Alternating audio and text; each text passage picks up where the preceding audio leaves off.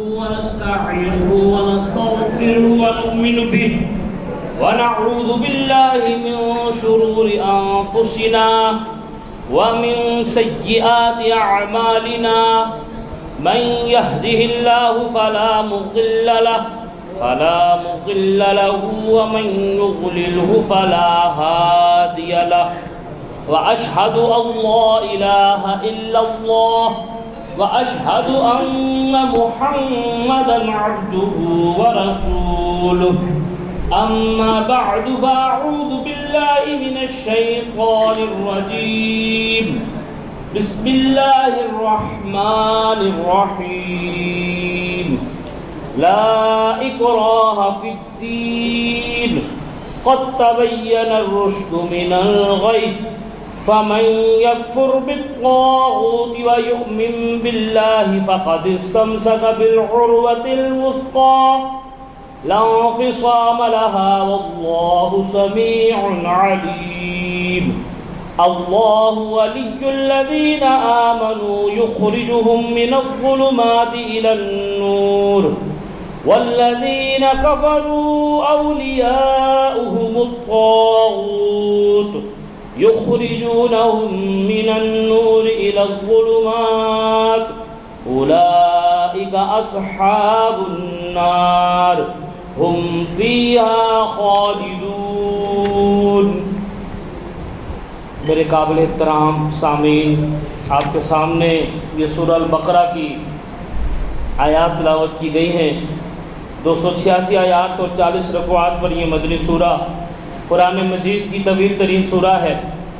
یہ وہ سورہ ہے جس کے اندر اللہ رب العزت نے آیت اعظم نازل کی ہے، آیت الکرسی، جس میں اللہ رب العزت کا اقتدار، اس کی کرسی، اس کی عظمت، اس کی کبریائی، اس کی جملہ 10 صفات بیان کی گئی ہیں۔ یہ وہ سورہ ہے جس کی آخری 2 آیات معراج کا تحفہ ہے۔ اسی سورہ میں سود کو حرام قرار دیا گیا ہے۔ یہ وہ سورہ ہے، رسول اللہ صلی اللہ علیہ وسلم نے فرمایا کہ جس گھر میں سورہ البقرہ کی تلاوت کی جاتی ہے وہاں سے شیطان فرار اختیار کرتا ہے۔ سورہ البقرہ اور آل عمران اپنی تلاوت کرنے والوں کے لیے قیامت والے دن پرزور سفارش کریں گے، اور تلاوت وہ تلاوت جس کے بارے میں سورہ البقرہ ہی کی ایک آیت میں فرمایا الذین آتیناہم الکتاب، وہ لوگ جن کو کتاب عطا کی گئی ہے، یتلونہ، جب وہ اس کی تلاوت کرتے ہیں، حق تلاوتہ، وہ تلاوت کا حق ادا کرتے ہیں۔ تلاوت کا حق ادا کرنے کا مطلب یہی ہے کہ اس کے مفاہیم پر، اس کے معنوں پر، اس کے احکامات پر غور و فکر کر کے ان کو عملی جامہ پہنایا جائے، اپنی زندگیوں کو ان آیات کے مطابق استوار کیا جائے۔ حق تلاوتی، یہ آیات جو آپ کے سامنے پڑھی گئی ہیں زیر عنوان رد طاغوت ایمان کا لازمی جز ہے۔ رد طاغوت تو ایمان والے ہی کیا کرتے ہیں، رد طاغوت کرنے کی ہمت اور جسارت تو خالص ایمانداروں کے حصے میں آتی ہے۔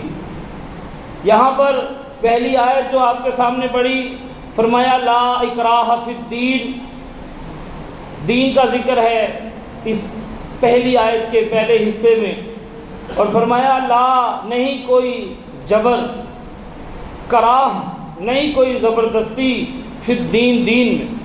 اب اس جملے کو مس کوٹ کر کے، اس سے غلط مطلب اخذ کر کے اس کو غلط جگہ استعمال کیا جاتا ہے۔ جب کسی کو کہا جائے کہ آپ کو ایک دورانیہ گزر گیا، اللہ کی جماعت کے ساتھ شامل ہوئے، آپ کے چہرے پر سنت رسول کیوں نہیں آ رہی؟ آپ کے اندر صلاۃ خمسہ کی پابندی کیوں نہیں آ رہی؟ آپ کے گھر میں دین اسلام داخل کیوں نہیں ہو رہا ہے؟ آپ کے قول اور فعل کے تضادات کیوں ختم نہیں ہو رہے؟ تو وہ کہتا ہے لا اکراہ فی الدین، زبردستی نہیں کریں آپ۔ یہ جملہ تو کفار کو کہا گیا ہے، کافروں کو کہا گیا ہے، جو ابھی دین کو جنہوں نے اختیار نہیں کیا ہے ان کو کہا جا رہا ہے کہ یہ دین کوئی گری پڑی چیز نہیں ہے، یہ اللہ کا دین ہے۔ الا للہ الدین الخالص، سورہ زمر، فرمایا خبردار، دین خالص اللہ کا حق ہے، دین خالص اللہ کا حق ہے۔ دین جس کے لغوی معنی طریقہ، جس کے اصطلاحی معنی زندگی گزارنے کا طریقہ ہے، یہ اللہ کا حق ہے کہ جس نے زندگی دی ہے اس زندگی کو اس کے بتائے ہوئے طریقے یعنی اس کے دین کے مطابق گزارو۔ یہ جو آیت ہے لا اکراہ فی الدین، اس کا مطلب ہے، اس کے معنی ہے اللہ الصمد، اس کا مطلب ہے وہ اللہ بے نیاز ہے۔ اس کا مطلب سورہ حجرات کی اس آیت سے سمجھے جس میں فرمایا کہ یہ جو تم نے دین کو اختیار کیا ہے اللہ پر کوئی احسان نہیں کیا ہے، اللہ نے تم پر احسان کیا ہے، اللہ تم پر احسان رکھتا ہے کہ اس نے اپنے دین کی سمجھ تمہیں دے دی ہے، یہ اللہ کا احسان ہے تم پر۔ لا اکراہ فی الدین کا مطلب یہ ہے کہ حق کو حق جان کر قبول کرو، حق کو حق جان کر قبول کرو اور باطل کو باطل سمجھ کر چھوڑو۔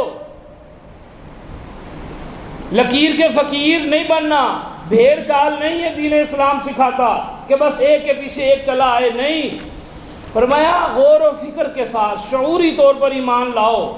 زبردستی کا ایمان اللہ کو قبول نہیں ہے۔ اللہ چاہتا ہے تمہیں جو شعور، جو تمہیں فہم دیا ہے، جو تمہیں حواس خمسہ دیے ہیں، جو تمہیں فہم دیا ہے، اس کو بروئے کار لاتے ہوئے اللہ کو پہچانو، اس کے وقار کو پہچانو اور اس کے دین کو پھر اختیار کرو۔ لا اکراہ فی الدین، بغیر کسی کراہیت کے اللہ کے دین کو اختیار کرو، اور جو دین کو اختیار کرے اس کے لیے فرمایا قد تبین الرشد من الغی، کہ ہدایت اور گمراہی واضح واضح ہو گئی ہے، بے دینی اور دینداری بتا دی گئی ہے، دین کیا ہے اور لا دینیت کیا ہے، قانون کیا ہے اور لا قانونیت کیا ہے بیان کر دیا گیا ہے، چھپا نہیں رکھا ہے، واضح ہے، من الغی واضح ہے، گمراہی بھی اور ہدایت بھی۔ فمن، بس اب جو کوئی دین اختیار کرنا چاہتا ہے، اب کوئی جو دیندار بننا چاہتا ہے، وہ دین کا یہ بنیادی تقاضا سمجھ لے، وہ کیا ہے؟ فمن، بس اب جو کوئی کفر کرے، جو مومن ہونا چاہتا ہے، جو دیندار بننا چاہتا ہے، اس کو کفر کرنا پڑے گا۔ یہ لا الہ الا اللہ ہے جس میں پہلے نفی ہے پھر اثبات ہے، جس میں پہلے کہا کہو لا نہیں الا اللہ، نہیں کوئی الہ سوائے اللہ کے، پہلے نفی ہے تمام باطل الہوں کی۔ دیندار بننا چاہتے ہو، دین کو اختیار کرنا چاہتے ہو، صاحب ایمان ہونا چاہتے ہو، فمن یکفر، پھر تم کفر کرنا پڑے گا، پھر تمہیں انکار کرنا پڑے گا، کس کا؟ بالطاغوت، فمن یکفر بالطاغوت، یہ وہی بات ہے۔ اللہ فرماتا ہے وَلَقَدْ بَعَثْنَا فِي كُلِّ أُمَّةٍ رَسُولًا أَنِ اعْبُدُوا اللَّهَ، جتنی بھی امتوں میں رسول بھیجے تھے وہ یہی بات کہتے رہے ہیں، یہی پیغام لے کر آئے تھے، أَنِ اعْبُدُوا اللَّهَ، اللہ ہی کی عبادت کرو۔ کسی نے نہیں کہا اللہ کی بھی عبادت کرو، سب نے کہا اللہ ہی کی عبادت کرو، أَنِ اعْبُدُوا اللَّهَ وَاجْتَنِبُوا الطَّاغُوتَ، اور طاغوتوں سے اجتناب کرنا پڑے گا، اللہ کے باغیوں سے، سرکشوں سے، نافرمانوں سے، خود سروں متکبروں سے، اپنے آپ کو کچھ سمجھنے والوں سے، اللہ کے دین کے مقابلے میں اپنی بات کو چلانے والوں سے، اللہ کے نازل کردہ احکامات کے مقابلے میں اپنے فتوے دینے والوں سے اجتناب کرنا پڑے گا۔ اور یہاں فرمایا ان کا کفر کرنا پڑے گا، کیونکہ تکمیل ایمان ہو رہا تھا، کیونکہ دین بتایا جا رہا تھا۔ دین کا تقاضا یہ ہے، وہ دین جس میں کوئی زبردستی نہیں ہے۔ اللہ نہیں چاہتا کہ تم زبردستی کے دیندار بنو، زبردستی دین میں اللہ کے شامل ہو جاؤ۔ اللہ کہتا ہے اللہ الصمد، اللہ کہتا ہے لا اکراہ فی الدین۔ اب دین میں داخل ہونے کے بعد پہلا تقاضا دین کا فمن یکفر بالطاغوت، اور یہ وہ تقاضا ہے جس کو سمجھے بغیر اگر دینداری کا دعویٰ کر دیا، دین میں شامل ہونے کے بعد، دین کا دعویٰ کرنے کے بعد، دین کو اختیار کرنے کے بعد اس تقاضے کو پورا نہ کیا، یہ دین مکمل نہیں ہوگا، اس دینداری کی تکمیل نہیں ہوگی۔ فرمایا فَمَن يَكْفُرْ بِالطَّاغُوتِ وَيُؤْمِن بِاللَّهِ، پس جو کفر کرے طاغوت کا، وَيُؤْمِن بِاللَّهِ، وہ اللہ پر ایمان لایا ہے، اس کا کلمہ مکمل ہوا ہے، اس کی توحید مکمل ہو گئی ہے، اس کا اسلام مکمل ہو گیا ہے۔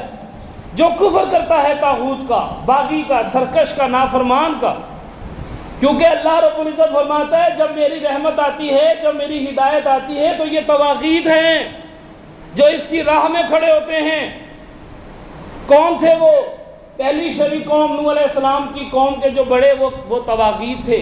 اللہ کہتا ہے وقال الملاء الذین، وہ جو ملا تھے، وہ جو سردار تھے، جو طواغیت تھے، انہوں نے کہا وقالوا وہ کہنے لگے لا تذرن آلہتکم ہرگز الگ مت ہونا اپنے الہوں سے خصوصاً ودا ولا سوا ویغوث ویعوق ونسرا یہ کرتے ہیں طواغیت وہ اللہ کی راہ میں لا الہ الا اللہ کی پکار میں اللہ کی وحدانیت کے راہ میں روڑے اٹکاتے ہیں رکاوٹ بنتے ہیں لوگوں کو یہ حکم دیتے ہیں کہ اپنے الہوں سے ہرگز الگ نہ ہونا اپنے معبودوں کو نہ چھوڑنا اس لیے اللہ کہتا ہے تمہیں اللہ پر ایمان تمہارا مکمل تب ہوگا جب تم ان کا کفر کرو گے اور یہ طواغیت ہر دور میں یہی کرتے رہے ہیں اسی طرح کی سرکشیاں کرتے رہے ہیں جب خاتم النبیین رحمت للعالمین آئے ہیں رسول اللہ صلی اللہ علیہ وسلم نے اللہ کی توحید بیان کی ہے اللہ کا قانون بیان کیا ہے اللہ کی مخلوق کو ان کے خالق کا تعارف کرایا ہے انہیں بتایا ہے کہ وہ خالق ہے وہ مالک ہے وہ آقا ہے وہ رب ہے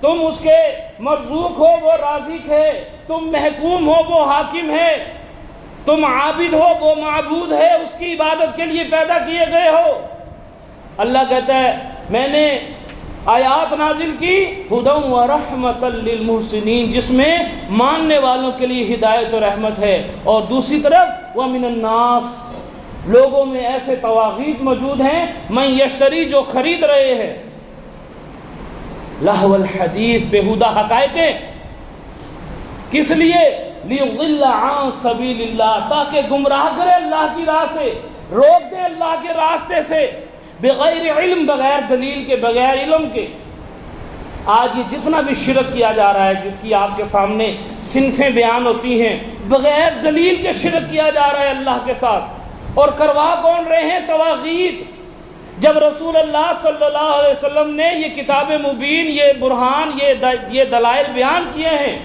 اس اللہ کی ربوبیت کے اس کی الوہیت کے تو اس معاشرے میں جو طواغیت تھے انہوں نے سر جوڑ لیے تھے اور اسی ایک مجلس میں نضر بن حارث بیٹھا تھا اور کہتا ہے کہ مکے والوں آج تم کہتے ہو کہ یہ شاعر ہے کون تمہاری بات مانے گا شاعروں کے کلام سے لوگ واقف ہیں آج تم کہتے ہو کہ یہ کاہن ہے کون تمہاری بات مانے گا یہ طاغوت کہہ رہا ہے یہ نضر بن حارث کہہ رہا ہے اس مجلس میں جہاں یہ فکر لاحق تھی کہ اس دعوت اللہ کو روکا کیسے جائے اس ایک اللہ کی پکار کو روکا کیسے جائے رسول اللہ کی دعوت کی خلاف مخالفت کی کیسے جائے وہاں وہ کہتا ہے کہ تم یہ مختلف باتیں کہتے ہو کوئی تمہاری بات نہیں مانے گا ٹھہرو میں کچھ کرتا ہوں اور اس نے کیا کیا ہے شاہان عجم کے قصے اٹھا لایا ہے اور قصہ گوئی کی محفلیں برپا کی ہیں اور ابن عباس رضی اللہ تعالیٰ عنہ فرماتے ہیں کہ اس نے لہو الحدیث یہ بےہودہ حقائقیں جو اس نے خریدی تھی قصے اور کہانیاں اس میں اس نے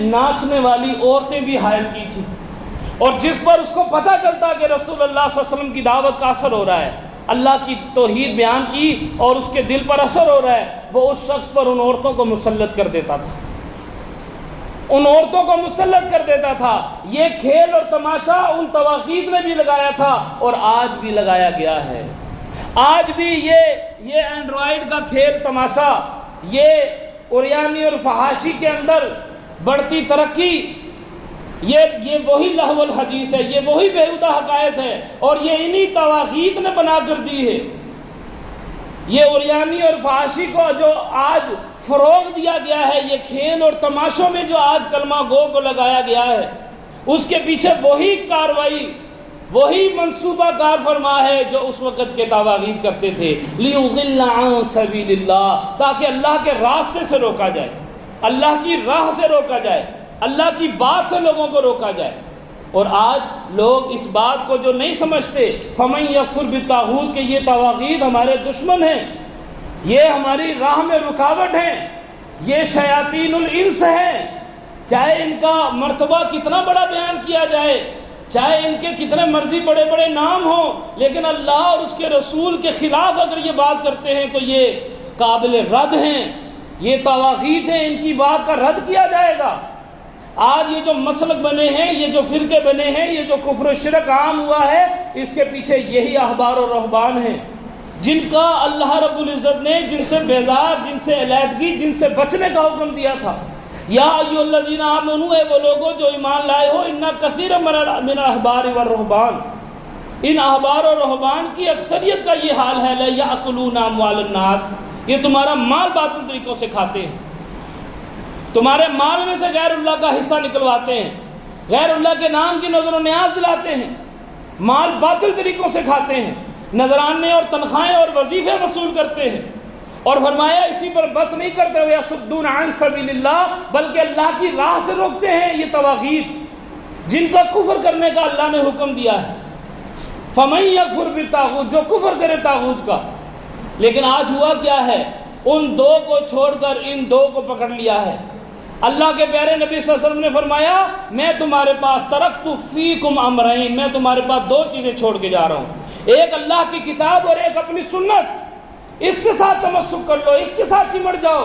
لیکن ہم مولوی اور پیر کے ساتھ چمٹ گئے ہیں، جو طاغوت ہے، جو اللہ کی کتاب کے خلاف عقیدے دیتا ہے، جو کہتا ہے اللہ واسطے وسیلے کے بغیر نہیں سنتا، اللہ کہتا ہے وَنَحْنُ أَقْرَبُ إِلَيْهِ مِنْ حَبْلِ الْوَرِيدِ، مولوی کہتا ہے ساڑھی ہے نا کہ ہے نا دی دور دور گئی، پیر کہتا ہے اللہ ہماری سنتا نہیں، ان کی ٹالتا نہیں، اللہ تک پہنچنا ہے تو پہلے ان تک پہنچو، اللہ تک اپنی بات پہنچانی ہے تو یہ مقربین ہیں، یہ ان کو اللہ کا تقرب حاصل ہے، یہ تمہاری بات اللہ تک پہنچائیں گے۔ اللہ کہتا ہے وَنَحْنُ أَقْرَبُ إِلَيْهِ مِنْ حَبْلِ الْوَرِيدِ، اللہ کہتا ہے وَنَعْلَمُ مَا تُوَسْوِسُ بِهِ نَفْسُهُ، اللہ کا قرآن کہتا ہے یہ ہے ایمان، یہ ہے اللہ کی توحید، یہ ہے اللہ کا اختیار کہ وہ علیم بذات الصدور ہے، وہ سینوں کے بھیدوں تک سے واقف ہے، وہ سمیع الدعا، دعاؤں کو سننے والا، مجیب الدعوات، دعاؤں کو قبول کرنے والا ہے۔ لیکن ان طواغیت نے ہمیں قبر پرست بنا دیا ہے۔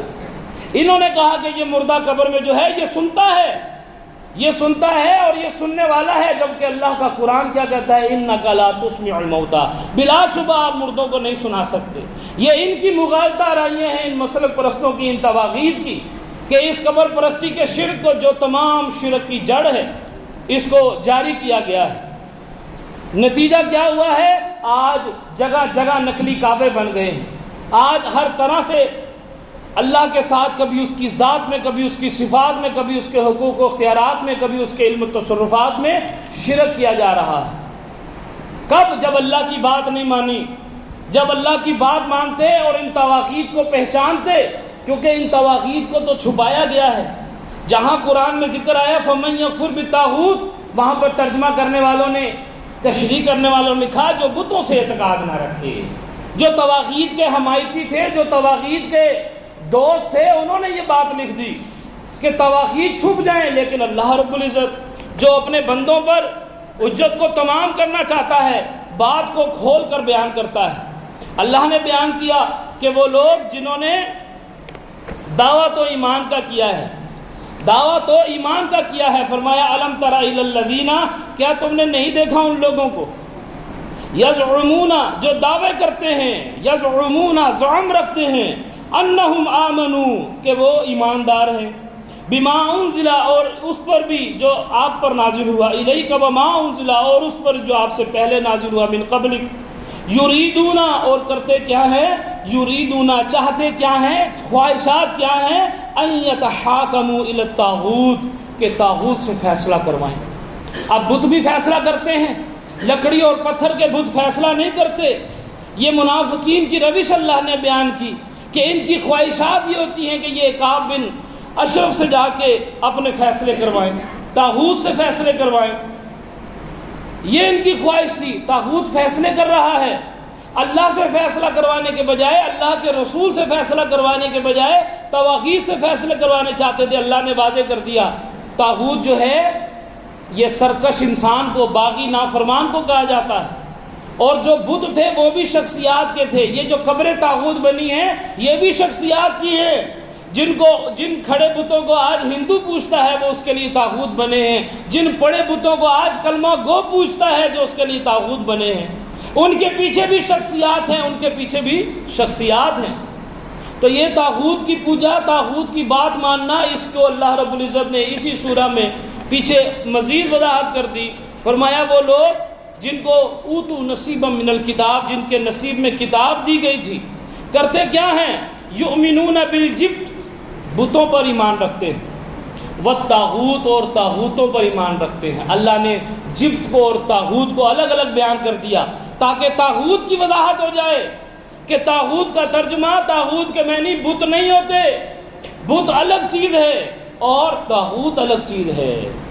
آج یہ طاغوت پرست، آج یہ طاغوت کے دوست اس بات کو چھپانے کی کوشش کرتے ہیں، لیکن اللہ رب العزت وہ پردے ہٹاتا ہے۔ اللہ رب العزت طاغوت کی نشاندہی کرتا ہے تاکہ اس کے بندے طاغوت کا رد کریں، اس کے بندے طاغوت کا کفر کریں اور اللہ کے اوپر ایمان لائیں۔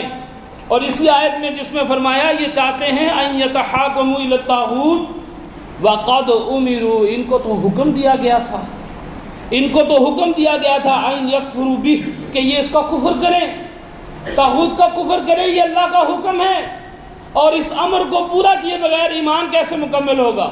اس امر کو پورا کیے بغیر ایمان کیسے محفوظ ہوگا؟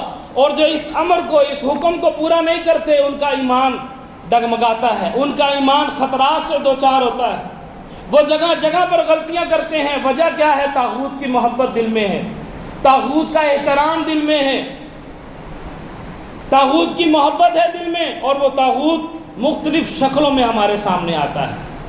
جب اللہ کا حکم ہے کہ ما کان للنبی، کہ جو پیغمبر ہیں اور جو مومنین ہیں ان کو یہ بات زیب ہی نہیں دیتی، ان کو یہ بات جچتی نہیں ہے، ان کو یہ بات ناگوار ہونی چاہیے ان کے لیے یہ بات ان یستغفروا للمشرکین، کہ وہ مشرک کے لیے استغفار کریں، دعائے مغفرت کریں۔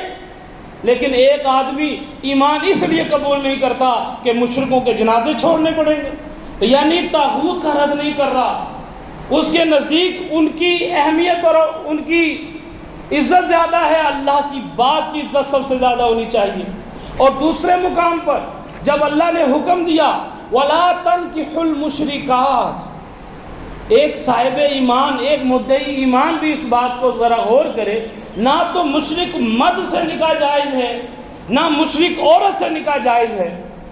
اس حکم کے مطابق یہاں پر جو اللہ نے حکم دیا وَلَا تَنْكِحُوا الْمُشْرِكَاتِ، اس میں مشرک مرد بھی شامل ہے، اس میں مشرک عورت بھی شامل ہے۔ یہ ہے طاغوت کا رد۔ یہاں طاغوت بنتا ہے جب انسان مشرکوں کی طرف مائل ہوتا ہے، شرک کرنے والوں کی طرف مائل ہوتا ہے۔ کون؟ جو جن کے بارے میں اللہ کہتا ہے یدعون الی النار، تمہیں آگ کی طرف بلاتے ہیں۔ اللہ تو تمہیں اپنی مغفرت کی طرف بلاتا ہے، اپنی رحمت کی طرف بلاتا ہے، اس لیے حکم دیا ہے کہ وَلَا تَنْكِحُوا الْمُشْرِكَاتِ، نہ نکاح کرو مشرکوں میں۔ مشرک عورت بھی تمہارے لیے جائز نہیں ہے، مشرک مرد بھی تمہارے لیے جائز نہیں ہے۔ لیکن کیا ہے؟ کیا طاغوت ہے؟ اسٹیٹس، برادری، تعلیم، خوبصورتی۔ تو پیارے نبی کی بات کہاں گئی؟ فَمَن يَكْفُرْ بِالطَّاغُوتِ کہاں گیا؟ وہ ہماری خواہشات طاغوت بن جاتی ہیں۔ آپ نے پڑھا نہیں قرآن میں؟ اللہ رب العزت فرماتا ہے آپ نے نہیں دیکھا اس شخص کو جس نے اپنی خواہشات کو الہ بنا لیا ہے، اپنی خواہشات کو اپنا الہ بنا لیا ہے، خواہشات کی پیروی کر رہا ہے۔ اللہ نے ہمیں اپنی خواہشات کی بندگی کے لیے پیدا نہیں کیا ہے، نفس کی بندگی کے لیے پیدا نہیں کیے گئے ہیں۔ ہم نفس کے بندے نہیں، اللہ کے بندے ہیں۔ لیکن کر کیا رہے ہیں؟ خواہشات کی پیروی کر رہے ہیں۔ وہ مومنہ بیٹی، وہ مومنہ عورت جس کو اللہ رب العزت نے اتنی اہمیت اور اتنی فوقیت دی ہے کہ فرمایا اگر وہ مثل لونڈی ہو تو وہ مشرک شہزادی سے بہتر ہے تمہارے لیے۔ لیکن ہم کیا کر رہے ہیں؟ ہمارے گھر میں اس مومنہ بیٹی کے لیے جگہ نہیں ہے، ہمارے گھر میں اس مومنہ بیٹی کے لیے جگہ نہیں ہے۔ دعویٰ ہم نے ایمان کا کیا ہے، فَمَن يَكْفُرْ بِالطَّاغُوتِ نہیں ہو رہا ہم سے۔ اسی آیت کو اگر میں مکمل کروں تو آگے اللہ کہتا ہے فَمَن يَكْفُرْ بِالطَّاغُوتِ وَيُؤْمِن بِاللَّهِ فَقَدِ اسْتَمْسَكَ بِالْعُرْوَةِ الْوُثْقَىٰ، یہ تو مضبوط سہارا ہے۔ یہ جب ہم کمزور پڑتے ہیں کب؟ جب ہم نے مضبوط سہارا نہیں تھاما ہوتا۔ لَا انفصام لَهَا، جو کبھی نہیں ٹوٹنے والا۔ وَاللَّهُ سَمِيعٌ عَلِيمٌ، یہ دو صفات اللہ نے جو اپنی رکھی ہیں نا، یہ کیا بتا رہی ہیں کہ جس نے طاغوت کا کفر کیا ہے اللہ نے سن لیا ہے، اللہ سننے والا ہے، وہ سمیع بھی ہے۔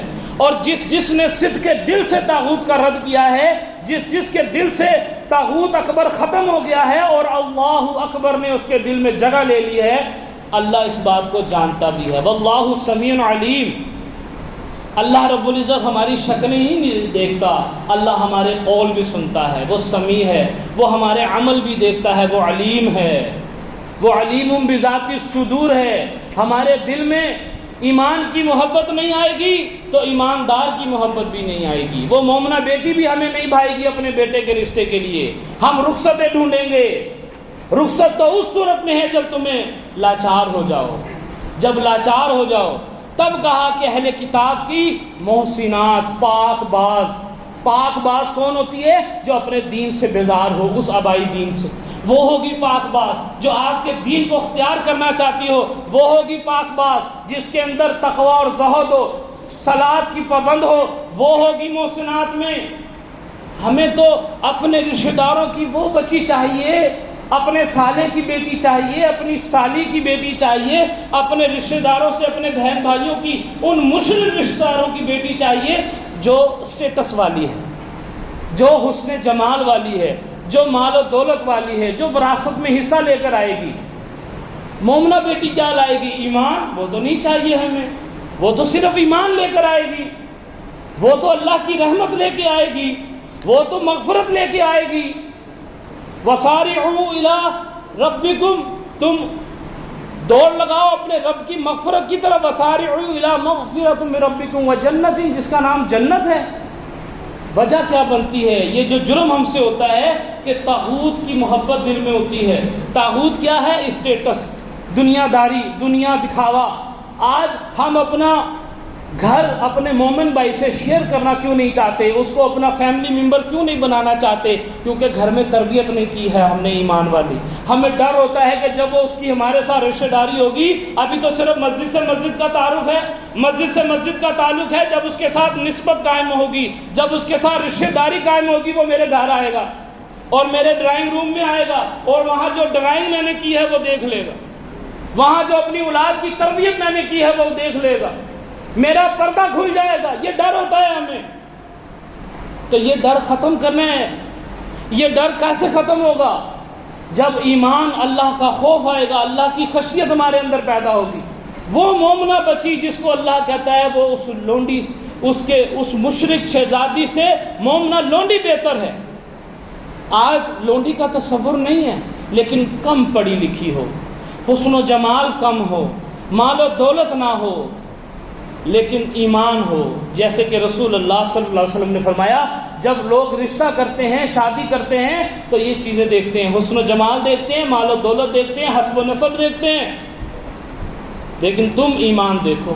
لیکن آج ہم ایمان نہیں دیکھ رہے. مومن لڑکے کی بات آتی ہے تو ہم اس کو اپنی بیٹی دینے کے لیے تیار نہیں ہوتی. اللہ نے تو شرط لگائی ہے کہ مومن ہو.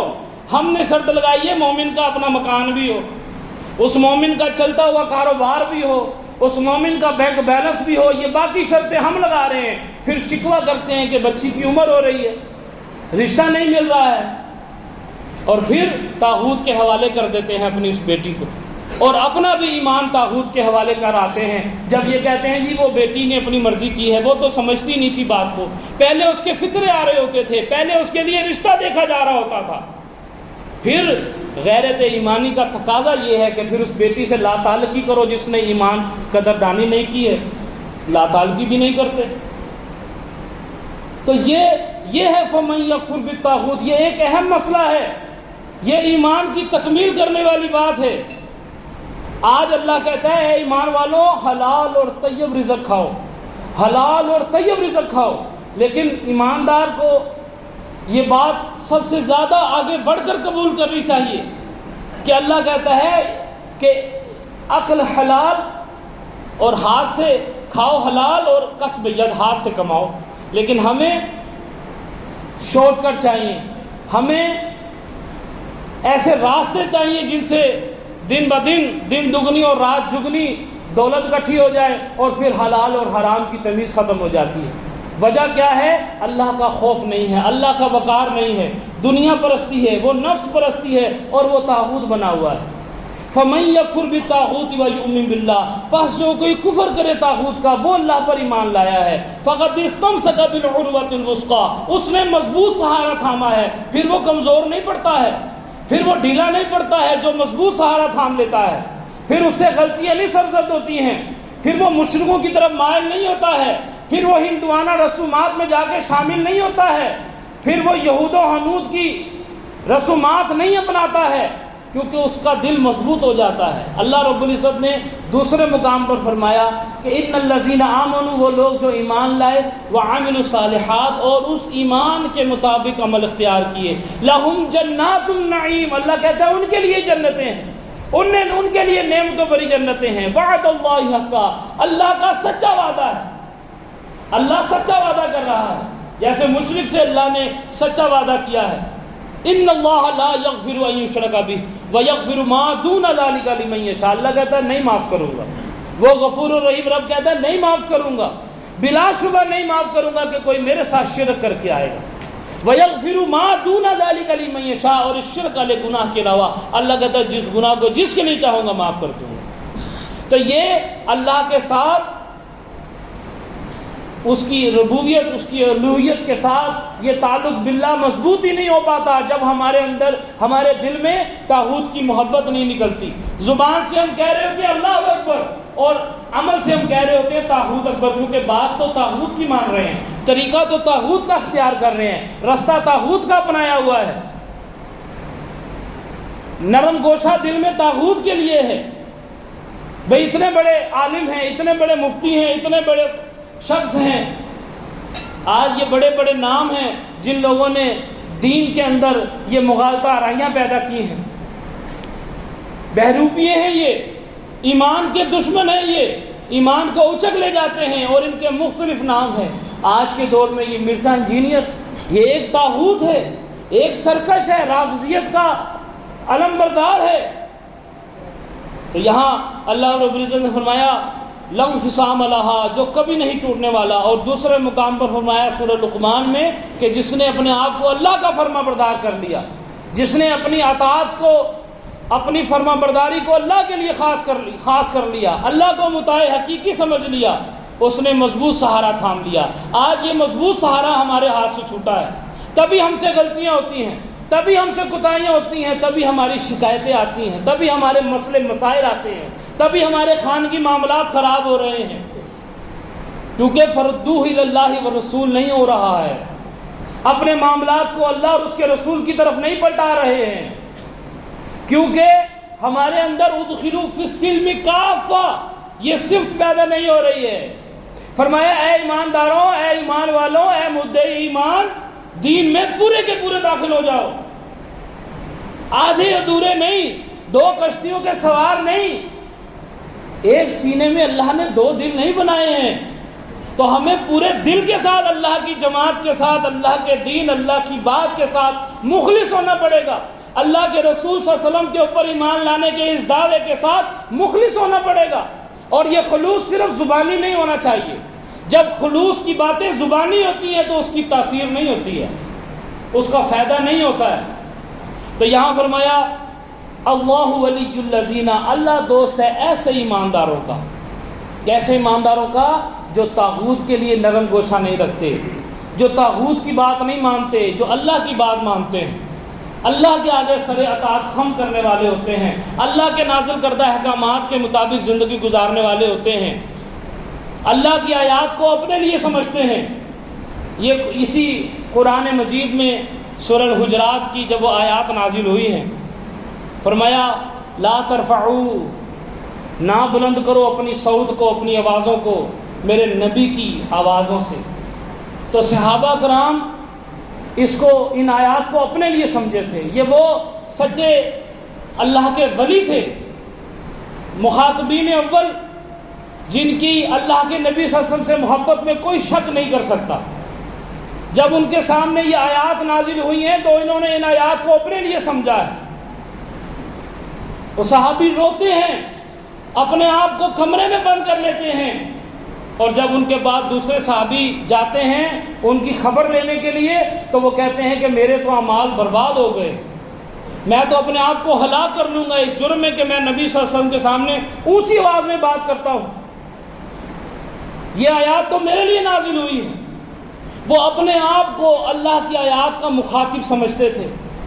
آج یہ قرآن ہم بھی پڑھتے ہیں، کیا ہم اپنے آپ کو ان آیات کا مخاطب سمجھتے ہیں؟ وہ سمجھتے تھے ھذا بلاغ للناس، یہ انسانوں کے لیے جو پیغام ہے اس کی ایک ایک آیت ہمارے لیے، اس کی ایک ایک آیت ہم سے کچھ تقاضا کر رہی ہے۔ آج ہم بھی قرآن پڑھتے ہیں، ہم بھی قرآن سنتے ہیں، ہمارے اندر وہ کیفیت کیوں نہیں پیدا ہوتی ہے؟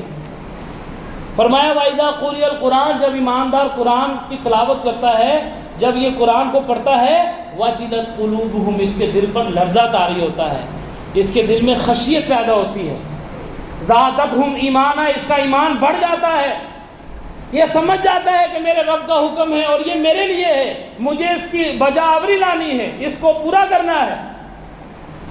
اور یہ اس بات سے جو پچھلی بات بیان کی گئی، یہ بات بھی نوٹ کر لیں، جیسے عقیدہ ختم نبوت ہمارے ایمان کا حصہ ہے، اسی طرح عقیدہ ادب نبوت بھی ہمارے ایمان کا حصہ ہونا چاہیے۔ رسول اللہ صلی اللہ علیہ وسلم کے متعلق گفتگو کرتے وقت محتاط ہونا چاہیے، آپ صلی اللہ علیہ وسلم کے متعلق بات کرتے وقت محتاط ہونا چاہیے۔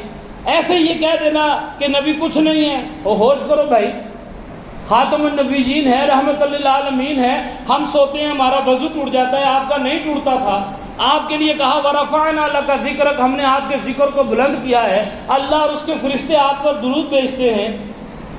تو یہ جو ادب نبوت ہے، نبی صلی اللہ علیہ وسلم کا ادب، نبی صلی اللہ علیہ وسلم کے متعلق گفتگو، نبی صلی اللہ علیہ وسلم کے متعلق الفاظ، سوچ سمجھ کر الفاظ بیان کرنے چاہیے۔ سورہ حجرات پڑھیں، آپ کو پتہ چلے گا ادب نبوت کیا چیز ہے، نبی صلی اللہ علیہ وسلم کا ادب و احترام کیا چیز ہے، یہ حب رسول جزء ایمان ہے۔ تو فرمایا اللہ ولی الذین آمنوا، اللہ دوست ہے ایسے ایمانداروں کا، کن کا؟ جو کفر بالطاغوت کرتے ہیں، جو طاغوت کے لیے دل میں نرم گوشہ نہیں رکھتے، گنجائش نہیں رکھتے کہ جی اتنے بڑے عالم ہیں کہ جی آپ نے ان کو دعوت تو دی نہیں ہے، فتویٰ پہلے لگا دیا ہے، اللہ نے بھی پہلے فتویٰ لگایا ہے۔ سنیں، اللہ کہتا ہے اللہ ولی الذین، اللہ دوست ہے ایسے ایمانداروں کا۔ اللہ یہ بھی کہہ سکتے تھے کہ ایسے ایماندار اللہ کے دوست ہیں، نہیں، اللہ نے مقام دینا ہے کیونکہ اللہ ایک بڑا کام لینا چاہ رہا ہے۔ فمن یکفر بالطاغوت، یہ چھوٹی بات نہیں ہے۔ اگر والدین جیسے ابراہیم علیہ السلام کے والد نے، جیسے دوسرے واقعات آپ کے سامنے آتے ہیں، مصعب بن عمیر کی والدہ نے، مصعب بن عمیر کے چچا نے، اور وہ صحابی جو کمزور تھے، جن کے وہ زیر دست تھے، انہوں نے ان کے ایمان کو ختم کرنا چاہا، ان کو ایمان سے ہٹانا چاہا، تو انہوں نے ان کی بات نہیں مانی۔ ابو جہل کیا کہتا تھا؟ سمیہ رضی اللہ تعالیٰ عنہ سے خاتون تھی کہ ایک دفعہ کہہ دو کہ اس میں بھی کچھ ہے، ایک دفعہ کہہ دو کہ یہ جو ہمارے معبود ہیں ان کے اندر بھی کوئی طاقت ہے، تو کچھ کہنے کے بجائے اس مومنہ خاتون نے تھوک دیا اس کے اوپر، اور اتنا غضبناک ہوا کہ نیزہ شرمگاہ میں گاڑ دیا اس نے، اور وہ پہلی شہید اسلام کی قرار پائی، لیکن اللہ کی وحدانیت کے خلاف ایک کلمہ منہ سے نہیں نکالا۔ یہ تھا اللہ کا وقار، یہ تھی اللہ کی عزت۔ اور ان کے شوہر یہ آل یاسر ہے، ان کو کیسے مخالف سمتوں میں ان کے ہاتھ اور پاؤں باندھ کر انہیں اونٹوں کو دوڑایا ہے کہ ان کا جسم بکھر گیا ہے، لیکن لا الہ الا اللہ کو نہیں چھوڑا ہے، اللہ کے وقار کو نہیں چھوڑا ہے۔ مصعب بن عمیر رضی اللہ تعالیٰ عنہ کو برہنہ کر کے گھر سے نکال دیا گیا ہے، لیکن دعوت اللہ کو نہیں چھوڑا ہے، دعوت ایمان کو نہیں چھوڑا ہے، لا الہ الا اللہ کی قدر کی ہے، اس کو نہیں چھوڑا ہے، کلمہ لے کے آگے ہیں رسول اللہ صلی اللہ علیہ وسلم کے پاس۔ ابراہیم علیہ السلام کو کیا دھمکی ملی ہے کہ ابراہیم تو میرے معبودوں سے برگشتہ ہے، اگر تو باز نہ آیا تو تجھے سنسار کر دیا جائے گا، کہا کہ تو ہمارا علاقہ چھوڑ دے، گھر سے نکل جا، لیکن کوئی احتجاج نہیں کیا ہے۔ یہ اللہ کے اوپر ایمان کے تقاضے ہیں جو بیان کیے گئے ہیں۔ رسول اللہ صلی اللہ علیہ وسلم نے اللہ پر ایمان لانے کے جو تقاضے بیان کیے ہیں، جو اسوہ بیان کیا ہے، اللہ کے وقار کی خاطر نکلے ہیں، اور طاغوت کی آنکھوں میں آنکھیں ڈال کر بات کی ہے، مداہنت نہیں کی ہے، نرمی نہیں کی ہے۔ آج طواغیت کا جو تقاضا ہے، یہی تقاضا اس وقت کے طواغیت کرتے تھے۔ نبی صلی اللہ علیہ وسلم کے چچا کے پاس آ کر کہتے تھے اپنے بھتیجے سے، کہیں کوئی نرمی پیدا کرے، کوئی نرم بات کرے۔ سورہ یونس میں اللہ بیان کرتا ہے کہ یہ کہتے ہیں کہ ان سے اس قرآن کو بدل دو۔ اللہ کہتا ہے جن کو آخرت کا یقین نہیں، جن کو اللہ کی ملاقات کا خوف نہیں، وہ کہتے ہیں اس قرآن کو بدل دو یا کوئی اور قرآن لے آؤ جو جوڑ پیدا کرے۔ جو جوڑ پیدا کرے، جس میں نرمی ہو، جس میں ہمارے بابوں کے لیے بھی گنجائش ہو. تو اللہ کے نبی کیا کہتے ہیں؟ انی اخاف ان عصیت ربی عذاب یوم عظیم. مجھے خوف ہے کہ میں اللہ کی نافرمانی کر کے بڑے دن کے عذاب کا شکار نہ ہو جاؤں. آج یہ طواغیت مداہنت چاہتے ہیں، آج یہ چاہتے ہیں کہ اس بات کے اندر نرمی پیدا کی جائے. آج یہ طاغوت پرست کہتے ہیں کہ بڑی سخت بات کرتے ہو آپ یہ کیا بات کرتے ہو کہ اللہ کے سوا کوئی داتا، کوئی مشکل کشا، کوئی حاجت روا نہیں، کوئی گنج بخش نہیں، کوئی جھولیاں بھرنے والا، کوئی بیٹیاں پار لگانے والا نہیں. ایک اکیلا اللہ سب کچھ کرتا ہے، اسی کے نام کی نظر و نیاز ہوگی، اسی سے غائبانہ خوف کھایا جائے گا، امیدیں صرف اس سے وابستہ کی جائیں گی، نظر و نیاز صرف اسی کا حق ہے. آج یہ طاغوت پرست کہتے ہیں کو تھوڑی نرمی پیدا کرو، کو تھوڑی لچک پیدا کرو. تو یہی تقاضے پہلے بھی کیے جاتے تھے، یہی باتیں پہلے بھی رکھی جاتی تھیں. لیکن جو اللہ کے دوست ہیں، جو اللہ سے شدید محبت کرتے ہیں، دوسری طرف سورہ فرقان میں اللہ فرماتا ہے وَكَانَ الْكَافِرُ عَلَىٰ رَبِّهِ ظَهِيرًا، اور یہ کافر اپنے رب کی مخالفت میں بڑا زور مارتے ہیں، شد و مد کے ساتھ کفر و شرک کرتے ہیں اللہ کے ساتھ. شد دہرانا، 2 دفعہ پڑھنا. جو کفر و شرک آج کر رہے ہیں اپنی اولاد کو بھی اس کی تربیت دے کے جا رہے ہیں. مد کھینچنا، اس سلسلے کو لمبا کرتے ہیں، بار بار اس کام کو کرتے ہیں، شد و مد کے ساتھ اللہ کی نافرمانی کی جا رہی ہے.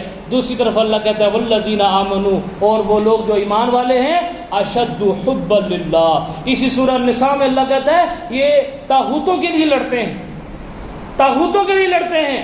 کہتے ہیں یہ کھائے گا کہاں سے؟ اگر اس کو تنخواہ نہیں دیں گے تو یہ کھائے گا کہاں سے؟ اگر اس کو دین پہ اجرت نہ دی تو یہ کھائے گا کہاں سے؟ کیونکہ وہ طاغوت ہے ان کا، وہ ان کا سرپرست ہے، وہ ان کا رہبر و رہنما ہے، اس نے ان کی ذمہ داریاں اٹھائی ہوئی ہیں، اس لیے اس کی حمایت میں لڑائی کرتے ہیں، لڑتے ہیں. اللہ کہتا ہے اللہ ولی الذین آمنوا، اللہ دوست ہے ایسے ایمانداروں کا. کیسے؟ جو اللہ کی بات مان کر کفر بالطاغوت کرتے ہیں. اللہ کیا کرتا ہے پھر اپنی دوستی اللہ کیسے نبھاتا ہے؟ یخرجہم من الظلمات الی النور، اللہ ان کا اخراج کرتا ہے، اللہ ان کو نکالتا ہے ظلمات میں سے، کفر و شرک میں سے. انہیں پتہ چل جاتا ہے یہ تعویذ اولاد نہیں دیتا، یہ تعویذ کاغذ کا ٹکڑا ہے. انہیں پتہ چل جاتا ہے، روشنی میں آ جاتے ہیں، قرآن کی روشنی انہیں بتاتی ہے وَتَوَكَّلْ عَلَى الْحَيِّ الَّذِي لَا يَمُوتُ. قرآن کی روشنی انہیں بتاتی ہے کن کو؟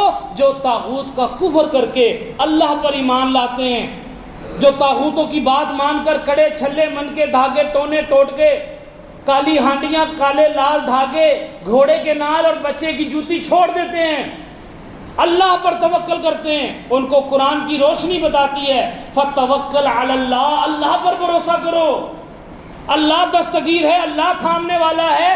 زمین اور آسمان کی حفاظت اللہ کو نہیں تھکا رہی، تمہاری حفاظت بھی اللہ کرے گا. روشنی ہو جاتی ہے، انہیں پتہ چل جاتا ہے کہ اللہ تھامنے والا ہے. جو اللہ پرست ہوتے ہیں، جو توحید کے بعد اللہ کی توحید پر ایمان لانے والے ہوتے ہیں، اور جو مولوی کی بات پر ایمان لانے والے ہوتے ہیں، مولوی اور پیر کی بات پر آمنا کہنے والے ہوتے ہیں، اندھے بہرے ہو کر گر جاتے ہیں مولوی اور پیر کی بات پر.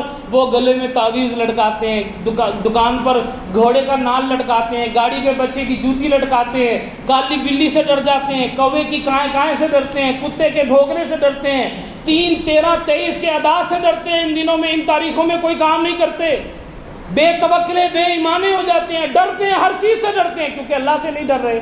اور جب اللہ سے نہیں ڈرتا اللہ تمہیں ہر چیز سے ڈرائے گا، اللہ ہر چیز سے ڈراتا ہے. پھر ارباب متفرقون، جب تم نے بہت سارے رب بنا لیے تو وہ جو حقیقی رب ہے مولاہم الحق، قرآن میں اللہ کہتا ہے ثم ردوا الی اللہ، اور تم ضرور پلٹائے جاؤ گے اس اللہ کی طرف مولاہم الحق جو تمہارا حقیقی مولا ہے. یہ جو غیر حقیقی مولا ہے، یہ جو طواغیت ہے، یہ تمہیں ڈراتے ہیں.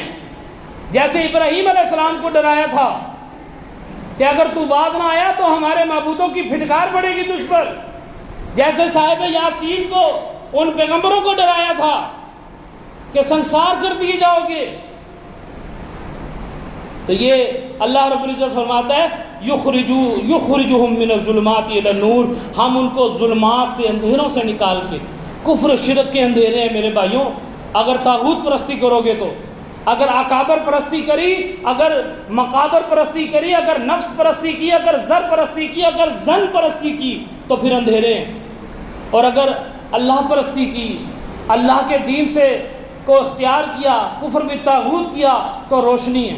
اور یہ روشنی سورہ الحدید میں اللہ رب العزت فرماتا ہے ایماندار کا نور اس کے آگے اور اس کے دائیں دوڑ رہا ہوگا، اور اس نور کی روشنی میں وہ جنت کے دروازوں تک پہنچے گا۔ اور اس وقت یہ دنیا والے جو دنیا میں ساتھ تھے، طاغوت پرست کہیں گے کیا ہم تمہارے ساتھ نہ تھے، تھوڑی روشنی ہمیں بھی دو۔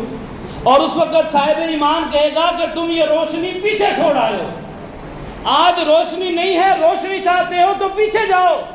اور پیچھے تو شہداء کو نہیں آنے دیا رب کائنات نے، بار بار پوچھنے کے باوجود اللہ نے جب دیکھا کہ یہ تو پیچھے جانا چاہتے ہیں، یہ تو پھر اللہ کی راہ میں جسم چھلنی کروانا چاہتے ہیں، گردن اڑانا چاہتے ہیں، خون بہانا چاہتے ہیں، اللہ نے ان کی اس خواہش کو پورا نہیں کیا، اللہ نے پوچھنا چھوڑ دیا۔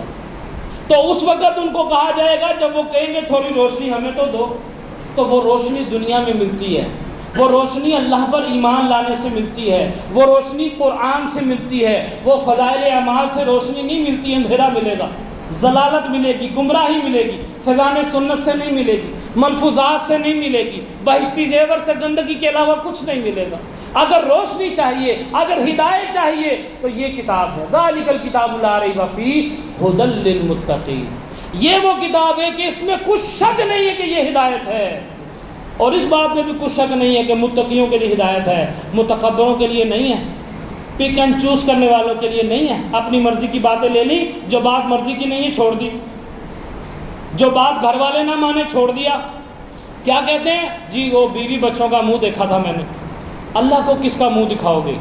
اللہ کے پاس جب کھڑے ہوں گے تو انسان کہے گا اے اللہ وصاحبتہ واخی، یہ میرا بھائی ہے، یہ میری بیوی ہے، یہ میرے بچے ہیں، یہ سارے دنیا والے ہیں، اللہ ان سب کو آگ میں ڈال دے، مجھے بچا لے، ثم ینجی، بس مجھے نجات دے دے۔ اور اللہ کہے گا کلا، ہرگز نہیں، ہرگز نہیں، اب ایسا نہیں ہو سکتا، اب ان سب کو دینے کے لیے تیار ہو۔ پہلے تو نے بیوی کی بات مان کر مشرکہ عورت سے بیٹے کی شادی کی، مشرک آدمی کے ساتھ مومنہ بیٹی بیاہ دی، اور اب کہتا ہے اس بیوی کو آگ میں ڈال دے، مجھے بچا لے۔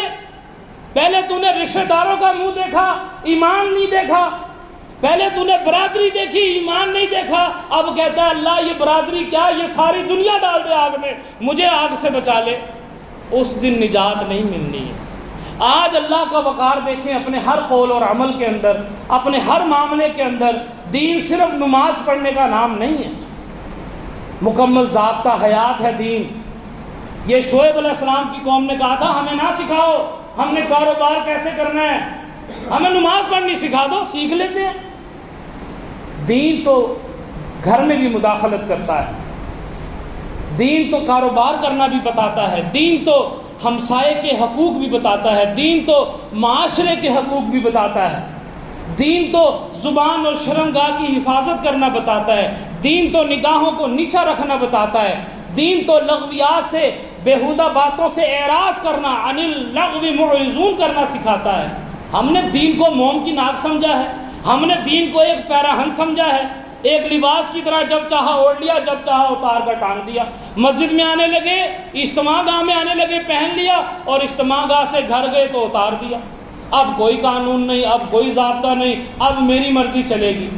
جبکہ وعدہ تو ہم نے یہ کیا ہے کہ اس جسم پر اللہ کی مرضی چلے گی، میرے جسم پر اللہ کی مرضی چلے گی، میرے وجود پر اللہ کی مرضی چلے گی۔ الا للہ الدین الخالص کا مطلب یہ تھا، ان الدین عند اللہ الاسلام، اس کا مطلب یہ ہے کہ تمہارے لیے اللہ نے دین اسلام پسند کیا ہے، اس دین کے علاوہ اللہ تم سے کوئی اور دینداری قبول نہیں کرے گا، کوئی اور طریقہ قبول نہیں کرے گا۔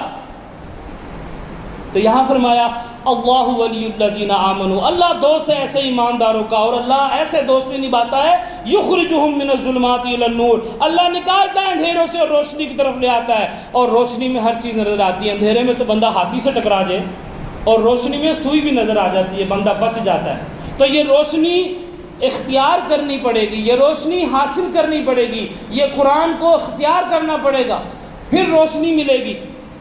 اور فرمایا والذین کفروا، دیکھو اللہ پہلے فتویٰ لگاتا ہے. آج یہ کہتے ہیں جی پہلے فتویٰ لگایا، فتویٰ لگانے میں جلدی کی ہے، طاغوت کہنے میں جلدی کی ہے، دعوت تو دی نہیں ہے. اللہ کہتا ہے والذین کفروا، یہ آفاق و انفس اللہ کی ربوبیت پر دلائل ہیں، اللہ کے مطاع حقیقی ہونے پر دلائل ہیں.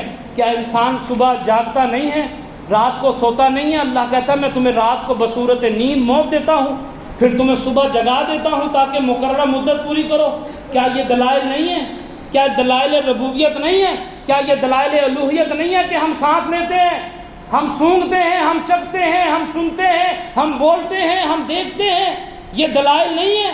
ہم پیدا ہوئے ہیں، طبقے نہیں ہیں، پیدا کیے گئے ہیں، یہ دلائل ہیں. اللہ بھی دلیل دیتا ہے اور دلیل دیے بغیر بھی اللہ کا انداز ہے. فرمایا والذین کفروا، اور وہ لوگ کافر ہیں. کون؟ اولیاءہم الطاغوت، جو طاغوتوں کو اپنا دوست بناتے ہیں، جو مشرکوں کے ساتھ پینگے ڈالتے ہیں، مشرکوں کے ساتھ دلی وابستگیاں ہیں جن کی، ان کے اوپر واری صدقے جاتے ہیں. مومنوں کے باہمی تعلقات پڑھ کر تھک گیا ہے مقرر، لیکن مومنوں کا آپس میں تعلق ہی مسجد کے علاوہ نہیں ہے. مسجد سے نکلتے ہی تعلق ختم، کبھی ایک دوسرے کے گھر نہیں آئیں گے، کبھی ایک دوسرے کی تیمارداری کا نہیں سوچیں گے. کتنے فضائل ہیں ان چیزوں کے. تو مومنوں کے باہمی تعلقات کب مضبوط ہوتے ہیں؟ جب ایمان کی اہمیت کو سمجھا جاتا ہے. اللہ کہتا ہے جو طاغوت کے دوست ہیں وہ کافر ہیں. والذین کفروا اولیاءہم الطاغوت، اور ان کے ساتھ کیا اللہ کرتا ہے؟ یخرجونہم من النور، ان کو یہ طاغوت جو ہیں اندھیروں میں لے جاتے ہیں، روشنیوں سے نکال کر. اور اللہ نکالنے دیتا ہے. شیطان نے اللہ سے یہ مہلت مانگی تھی، اللہ تیری سیدھی راہ پہ بیٹھوں گا، اللہ نے بیٹھنے دیا ہے.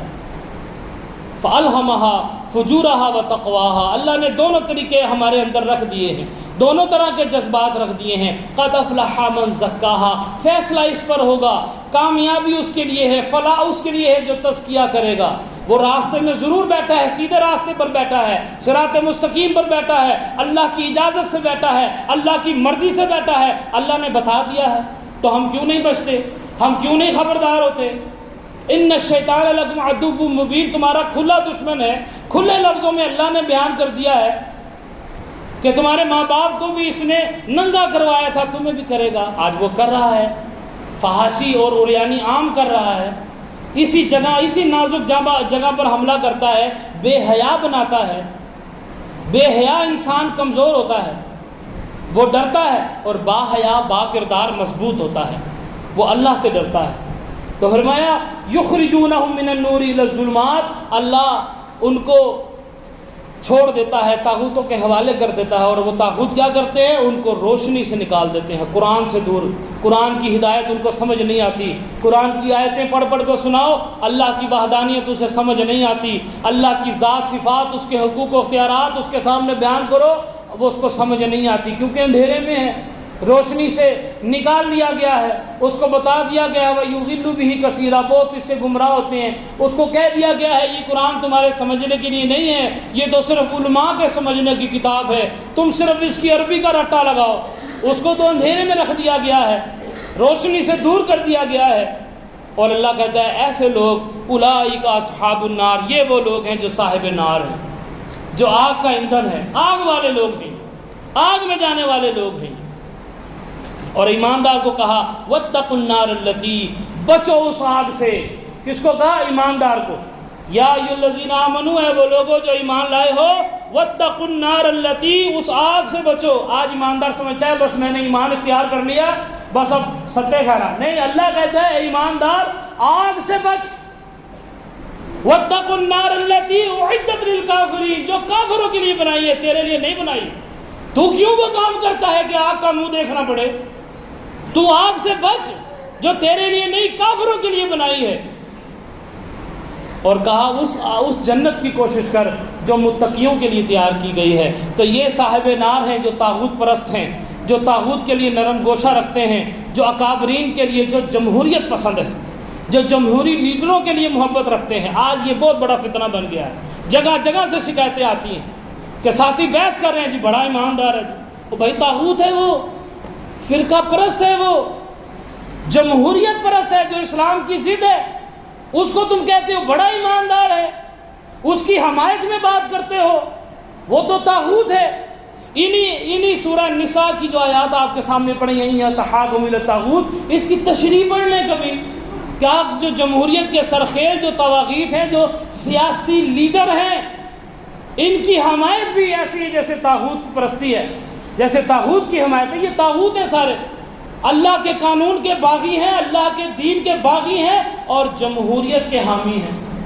جمہوریت جو اسلام کی ضد ہے، جو اسلام کی مخالفت ہے، یہ اس کے حامی ہیں، اس کے پرچار کرنے والے ہیں۔ تو یہ ہمارے رہبر و رہنما رسول اللہ صلی اللہ علیہ وسلم، ہمارے لیڈر اللہ کے پیارے نبی خاتم النبیین رحمۃ للعالمین، وہ ہیں ہمارے لیڈر۔ یہ ہمارے لیڈر نہیں ہو سکتے دنیا پرست، دنیا دار، جمہوری لوگ، یہ ہمارے لیڈر نہیں ہیں، نہ ان سے کوئی حمایت، نہ ان کی کوئی ہمدردی۔ تو اللہ فرماتا ہے اولئک اصحاب النار، ایسے لوگ صاحب آگ ہیں، ہم فیہا خالدون، ہمیشہ اس میں رہیں گے۔ تو ہمیشہ کی جنتیں ایمانداروں کے لیے ہیں، خالص ایمان کے ساتھ ہیں۔ تو عقیدہ ختم نبوت کے ساتھ عقیدہ عدم نبوت، یہ بات نہیں بھولنی۔ رسول اللہ صلی اللہ علیہ وسلم کا مقام و مرتبہ، ان کا احترام، ان کی عزت، ان کے ساتھ گفتگو، ان کے متعلق گفتگو کرتے وقت ایک ایماندار کو محتاط ہونا چاہیے۔ اللہ کے رسول صلی اللہ علیہ وسلم کی ذات جو ہے، ان کا جو مقام ہے وہ اللہ نے بہت بڑھایا ہے، ہم بڑھا بھی نہیں سکتے، ہم گھٹا بھی نہیں سکتے، لیکن حب رسول جزء ایمان ہے۔ اور فرمایا من احیا یا سنتی ومن احبنی، جو میری سنت کو زندہ کرتا ہے وہ مجھ سے محبت کرنے والا ہے، ومن احبنی کان معی فی الجنہ، وہ میرے ساتھ جنت میں ہوگا۔ ہمیں اللہ کے نبی صلی اللہ علیہ وسلم کی سنتوں سے، اللہ کے نبی صلی اللہ علیہ وسلم کے طریقے سے محبت کرنے والا اللہ بنائے، اور اللہ رب العزت نبی صلی اللہ علیہ وسلم کی جو منصب اللہ ان کو قیامت والے دن دے گا، شفاعت والا، اس سے اللہ ہمیں بہرہ مند فرمائے۔ اللہ سے دعا ہے کہ اللہ رب العزت بیان کردہ باتوں پر عمل و غور و فکر کی توفیق عطا فرمائے۔ جزاک اللہ، سبحانک اللہم۔